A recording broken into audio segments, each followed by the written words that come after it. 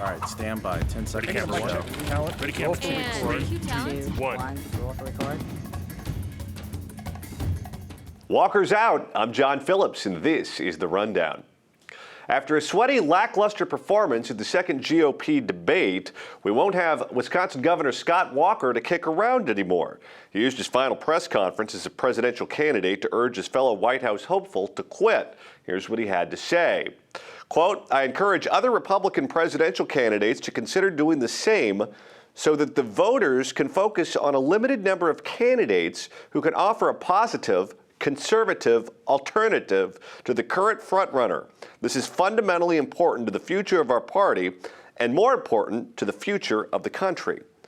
Got that? He wants everybody to drop out so that way the establishment candidates can coalesce around a single person and theoretically defeat Donald Trump. As Walker falls, Carly Fiorina is rising, jumping from single digits to the top of the pack. She's now in second place in the most recent poll. We cover all this, by the way, in the latest edition of Poll Position. Carly's newfound high profile led to one of the stranger moments of the campaign. So far as she was invited to take the stage on The Tonight Show with Jimmy Fallon, they talked politics for a bit, and then Carly sang a song to her dog Snickers, which I encourage her to stop doing. If she keeps doing that, I think Chris Christie at some point might eat it. So was this a good thing? Showing America a warm and fuzzy Republican who loves her pets, so much so that she's willing to go on TV and sing about them? Or a mistake? Does it trivialize the office of the presidency? And will Walker's appeal against Donald Trump work? For this, we turn to our pal PJTV contributor Scott Ott at his home studio in Dallas, Texas, and right here in sunny Southern California, stand-up comic and PJTV contributor Stephen Cruiser. Now, this is really the second time we've seen this happen, Cruiser. When Rick Perry dropped out, he and Donald Trump, of course, had been feuding, and he would like to see someone other than Donald Trump be the Republican frontrunner.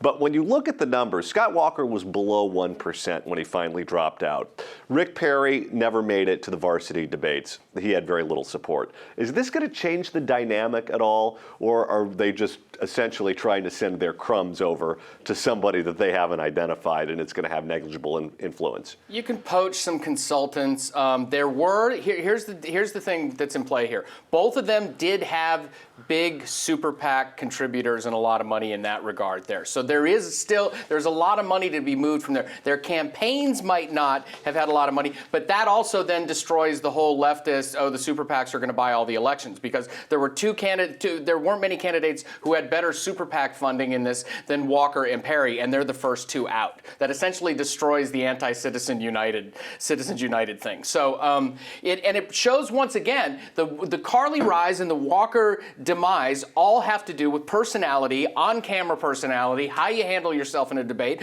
The worry about Walker going in was his lacklusterness in front of a crowd, and that's what did him in. It's really that simple. You can have all the money in the world, and it can't buy you a personality, and it can't buy you the electorate if you're lacking one. You know, Scott, I think the Cruiser absolutely hit the nail on the head when he said this is really now a battle over who's going to get the big donors and who's going to get the consultants, including the Ricketts family. The Ricketts family was a huge contributor to Scott Walker. They were supposed to have a big fundraiser at Wrigley Field in Chicago for him that was supposed to be one of the bigger money events of the year in this political season. Is that really what this is about at this point? Well, I think that's the aftermath of this. I mean, and frankly, it's no prize to get the big consultants, because in many ways, the big consultants are what hobbled Scott Walker.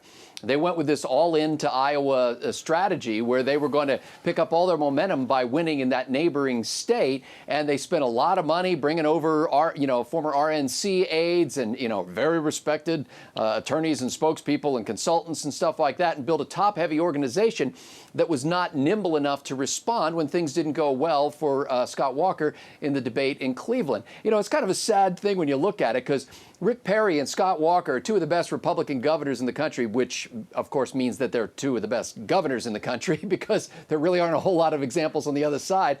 But it's no longer enough to demonstrate mere competence. You've got to understand stagecraft. You've got to understand how your persona projects on TV in front of 24 million people, and neither one of those could pull that off. Well, I'd respond to that statement with this, Scott. I believe that Scott Walker didn't run as the man who governed Wisconsin. He ran as a different type of guy. He was a clean governor in Wisconsin, as Wisconsin has produced for really almost a century, going back to Bob LaFollette, if you want to go back far enough. Scott Walker, when he decided that he needed to win Iowa to make the presidency work, flipped on ethanol subsidies. That's something that the guy in Wisconsin would never do. He was a guy that wanted to cut government as much as you possibly could, make it efficient, get the unions in line, and bring government back to the people. When you then turn and you become the ethanol subsidy guy because the state's important to you, I think you lose the narrative that he spent so much time building. Your thoughts? Exactly. He threw away his strength. You're absolutely right. If he were smart, he would have told his consultants to take a hike, fired them all in the first or second week of the campaign, and said, you know what, I may have a limited scope of experience to prepare myself to be president of the United States, but it's solid, it's good, and it's something the country needs right now. But to Scott's point about stagecraft and understanding things like that, I think here's what really went wrong. One of the things that really went wrong with Walker is the people who didn't know him, who didn't watch him a lot, because, you know, we all knew of him. All the Republicans, all the conservatives knew of him, but we weren't watching a lot of him on TV during all of that stuff in Wisconsin. We were reading about it most of the time. So we built this mythical Union Democrat slayer, this big-chested guy on a force with a sword coming in, and then you got Scott Walker, who's a nice guy, a good, nice church-going guy who's kind of quiet. And I think we needed the guy on the big steed, and because that's what conservatives are craving right now, is a champion who will take them through this mess and defeat Hillary. That's what we're looking for, and we got Scott Walker. I think the man didn't match the myth, but you are right about the flip-flopping on the ethanol too. Now, Walker Cruiser, you're a wins the baseball 1868 election, frankly. He wins the 1868 election back when you know, I believe there was so. no TV. Yep. Yeah. That's true. He'd have some mutton chops, though, back then. Now, Cruiser, you're a baseball guy. Yes. And you know that in spring training, when the general managers go out and they put together a team, there are some teams that look totally unbeatable on paper, where you look at that, you say, wait a minute, they're stacked at shortstop, they're stacked with starting pitching, they're stacked in the bullpen. There's nobody out there that's going to beat this team. And then you play the season, and sometimes it doesn't work out that way. Scott Walker was great on paper, but when he went out and campaigned, it just didn't work out. Is this proof that campaigns really do matter?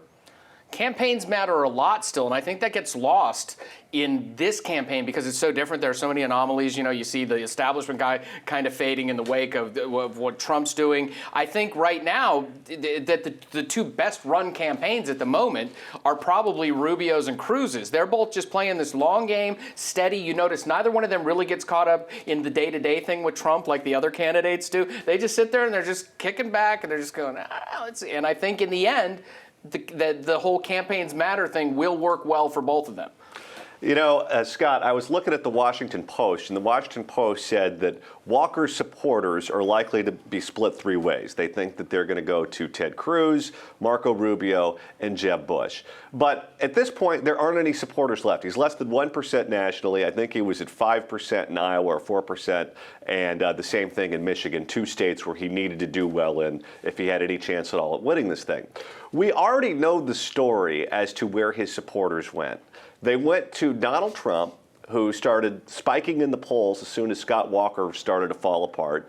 And subsequently after that, for the Walker supporters that didn't like Donald Trump, the rest of them went to Carly and Ben Carson. So that's the tale of this story, isn't it? Yeah, I think it's a little too late to divide the spoils. It has already spoiled. It's gone. There's nothing. There's nothing. You could pick over the carcass, but there's really nothing there, except, as Cruiser pointed out, I mean, the unintimidated PAC, I think it racked up $20 million in contributions, frankly, doing a lot better than the campaign did. Scott Walker was the best candidate for office for the presidency up until the day he announced his candidacy for the presidency. I mean, he was a lot stronger when everybody anticipated that he might get in the race. He reminds me a little bit, and maybe this is my faulty memory, but of Fred Thompson. I remember there being a lot of excitement about the possibility that Fred Thompson was going to get in the race. He got in the race, and then even guys like me who thought he was fantastic, after a couple of weeks went, wait a minute, what is this guy doing? If there's no Donald Trump in the race, is Scott Walker still in at this point on the calendar? I don't think so. I don't think Trump had that much to do with his demise. I think the misgivings about his personality and his ability to be dynamic in front of a crowd on television were there and being whispered about long before Trump got into this race. Yeah. And I think that is ultimately what did him in. All right, last question before we go. I want both of you to answer it very quickly. We're running out of time. Who's the next Republican to drop out? The next Republican to drop out, I think, will be, I'll go with what I said last week. I thought it would be Walker and Paul. I think it'll be Paul next. Scott? I think there's like 4 of them that could drop out. You know, Pataki's gone. Is Happy Gilmore still in it? I don't remember. Which Republican? Is he a Republican or Democrat? And then, you know, Jindal is in jeopardy, obviously, even though he's brilliant. So Rand Paul, I think, could go away. My take is all the guys at the JV debate, if they don't make it to the next one by the October debate, they're done. And I think Rand Paul's on the bubble. Well, there are a couple of the people in the JV debate that have sweetheart money that can keep them going for quite a while. So I won't say who, but Rick Santorum. Yeah, Rick Santorum. He's got Foster Freeze money. But again, money. as we mentioned last week, the guys that don't have any money don't have anything to give up right now. You can Jim Gilmore can sit at home saying, "I'm running for president forever." I mean, that's all he's doing. He doesn't have this. It's not like he's got staffers he's paying. All right, that's all the time we have for today, but now it's your turn. Who do you think will be the next Republican to drop out of the presidential race? Thanks so much for watching The Rundown. I'm John Phillips.